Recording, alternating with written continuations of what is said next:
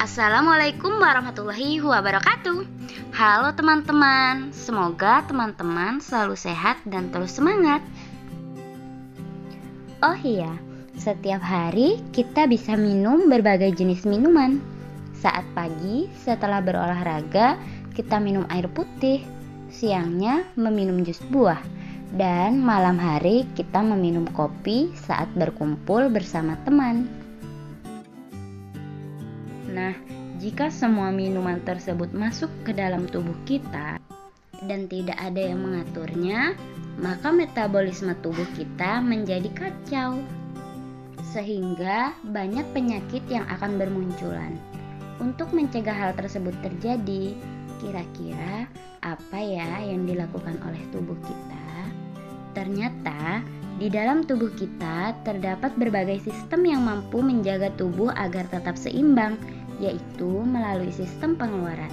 Sistem pengeluaran dalam tubuh kita terbagi menjadi 3. Di antaranya adalah sistem defekasi, yaitu proses pengeluaran sisa-sisa pencernaan, contohnya feses.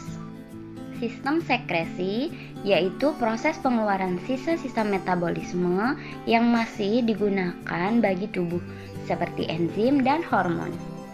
Sedangkan sistem ekskresi, yaitu pengeluaran sisa metabolisme yang sudah tidak berguna bagi tubuh, contohnya urin, keringat, cairan empedu, dan karbon dioksida. Pada kesempatan ini kita akan fokus untuk membahas sistem ekskresi pada manusia.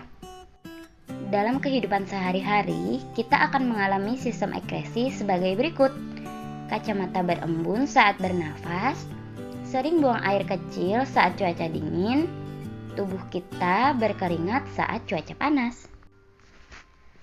Gejala yang kita alami tersebut adalah hal yang wajar, karena sistem ini berguna untuk menurunkan kadar zat produk metabolisme, melindungi sel-sel tubuh dari makanan bersifat racun, menjaga keseimbangan cairan tubuh, dan membantu mempertahankan suhu tubuh. Sistem ekskresi pada manusia terdiri dari beberapa organ, yaitu ginjal, kulit, paru-paru, dan hati. Mari kita bahas satu persatu. Kita mulai dari ginjal. Struktur penyusun ginjal terdiri dari korteks, medula, calyx, kapsula fibros, pelvis renalis, dan ureter. Ginjal tersambung langsung dengan pembuluh vena dan arteri.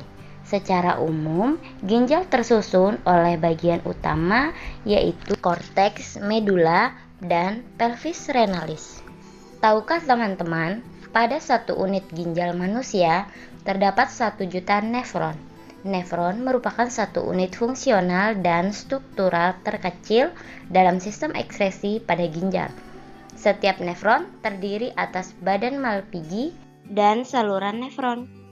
Ginjal memiliki beberapa fungsi, yaitu menjaga keseimbangan air dalam tubuh dengan mengatur volume plasma darah dan air, membuang sisa metabolisme seperti urea, kreatinin, kreatin, dan zat lain yang bersifat racun, mengatur kandungan elektrolit dengan menyaring zat-zat kimia yang masih berguna bagi tubuh dan mengembalikannya ke saluran peredaran darah, menjaga tekanan osmosis dengan cara mengatur ekskresi garam-garam, menjaga asam basa cairan darah dengan mengekskresikan urin yang bersifat basa atau asam dan menghasilkan zat eritropoietin dan kalsitriol.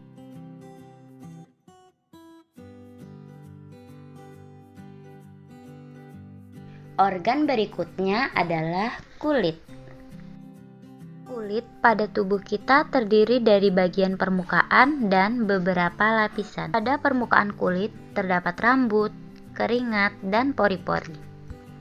Lapisan penyusun kulit terdiri dari lapisan epidermis, lapisan dermis, dan lapisan hipodermis. Lapisan dermis terdapat kelenjar minyak, kelenjar keringat, akar rambut, pembuluh darah, dan jaringan saraf. Kemudian lapisan hipodermis terdapat jaringan lemak sebagai cadangan makanan dan pengatur suhu tubuh. Kulit mempunyai beberapa fungsi, yaitu melindungi tubuh dari cedera atau paparan langsung sinar ultraviolet, mengatur suhu tubuh dan memproduksi keringat, menentukan warna kulit oleh kandungan melanosit, membentuk vitamin D dengan bantuan sinar matahari, dan sebagai alat ekskresi kulit berfungsi mengeluarkan keringat. Organ berikutnya yaitu hati. Hati dalam tubuh kita terdiri dari dua lobus utama, yaitu lobus kiri dan kanan. Kemudian ada kantong empedu pada bagian bawah lobus yang terhubung dengan saluran empedu. Setiap lobus terdiri atas banyak lobulus. Lobulus merupakan unsur terkecil yang menyusun hati. Struktur lobulus berbentuk segi 6 dengan panjang kurang lebih 1 mm. Bagian luar hati dilindungi oleh kapsula hepatika. Dalam jaringan hati terdapat beberapa pembuluh darah, yaitu arteri hepatika dan vena porta hepatika. Jaringan hati tersusun atas sel-sel hepatosit. Antar lapisan hepatosit dipisahkan oleh lakuna. Hati memiliki beberapa fungsi, diantaranya tempat untuk menyimpan energi dalam bentuk glikogen, menyimpan berbagai vitamin A, B, D, E, dan K, menghasilkan zat kimia yang diperlukan tubuh seperti albumin, globulin, fibrinogen, dan protombrin, membersihkan zat-zat racun dari aliran darah, mengekskresikan cairan empedu.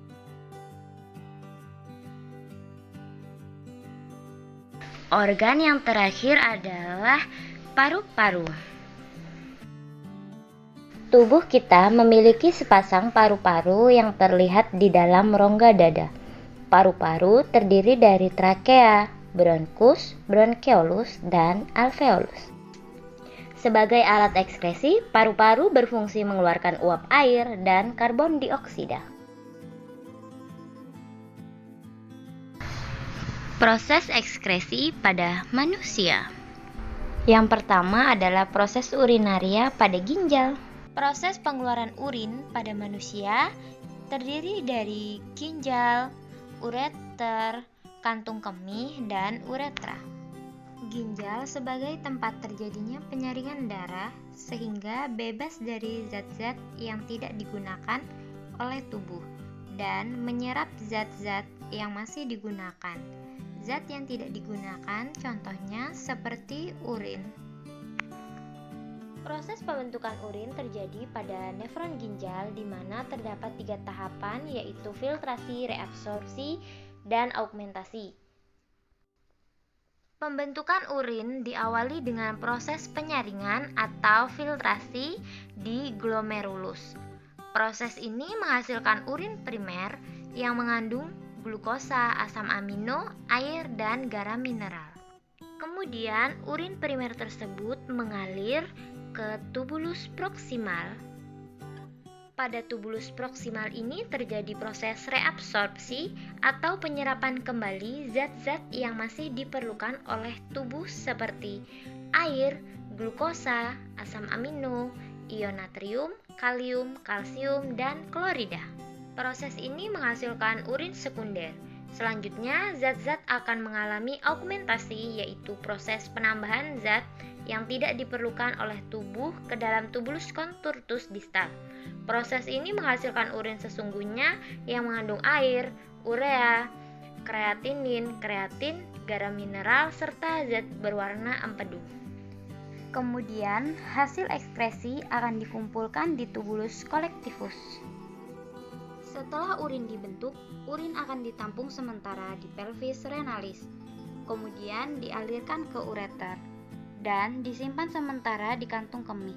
Jika dalam kantung kemih tersimpan urin sekitar 200 sampai 300 ml, maka akan timbul refleks rasa ingin buang air kecil. Urin pun dikeluarkan dari tubuh melalui urin. Proses ekskresi yang selanjutnya adalah proses ekskresi pada hati. Sebagai organ ekskresi, hati mampu memproduksi cairan empedu secara terus-menerus. Cairan empedu berasal dari penghancuran hemoglobin yang sudah tua. Hemoglobin ini akan diuraikan menjadi hemin, zat besi, dan globin. Zat besi dan globin akan disimpan di dalam hati, lalu dikirim ke sumsum tulang merah. Sementara itu, hemin akan dirombak menjadi bilirubin dan biliverdin. Bilirubin dan biliverdin ini merupakan zat warna bagi empedu dan mengandung warna hijau biru. Zat warna tersebut di dalam usus akan mengalami oksidasi menjadi urobilin. Urobilin lalu diekskresikan di dalam tubuh, serta memberi warna kekuningan pada feses dan juga urin. Proses ekskresi yang selanjutnya yaitu pada kulit dengan menghasilkan keringat. Proses pembentukan keringat. Dalam menghasilkan keringat, aktivitas kelenjar keringat dipengaruhi oleh suhu tubuh dan sistem saraf pusat atau hipotalamus, sehingga jumlah keringat yang dihasilkan tidak sama agar suhu tubuh tetap. Saat udara panas, kita lebih banyak mengeluarkan keringat, sedangkan saat dingin sebaliknya. Hal itu terjadi karena pada saat panas, suhu tubuh akan meningkat, hal yang menyebabkan pembuluh darah menjadi melebar. Aktivitas dari pembuluh darah tersebut dikirimkan ke hipotalamus, sehingga menyebabkan hipotalamus merespon dengan mengeluarkan enzim. Enzim ini akan memberikan respon pada kelenjar keringat agar mengambil zat garam dan sisa metabolisme dari pembuluh darah. Kemudian, kulit akan membuka pori-pori sehingga dihasilkanlah keringat. Proses ekskresi yang selanjutnya adalah proses ekskresi pada paru-paru. Paru-paru adalah organ ekskresi yang mengeluarkan sisa metabolisme berupa karbon dioksida dan hidrogen. Oksigen yang masuk alveolus berdifusi memasuki kapiler darah yang mengelilingi alveolus. Kemudian, darah mengikat oksigen dan diangkut ke jaringan tubuh. Karbon dioksida berdifusi berlawanan arah dengan oksigen. Darah mengikat karbon dioksida untuk dikeluarkan bersama uap air. Jika organ ekskresi tidak berjalan sebagaimana mestinya, maka akan terjadi gangguan pada tubuh kita. Gangguan yang terjadi pada ginjal antara lain diabetes mellitus, diabetes insipidus, albuminuria, nefritis, dan batu ginjal. Sedangkan pada kulit yaitu jerawat, alergi, dan kudis. Gangguan pada hati seperti hepatitis, sifonis, dan Wilson.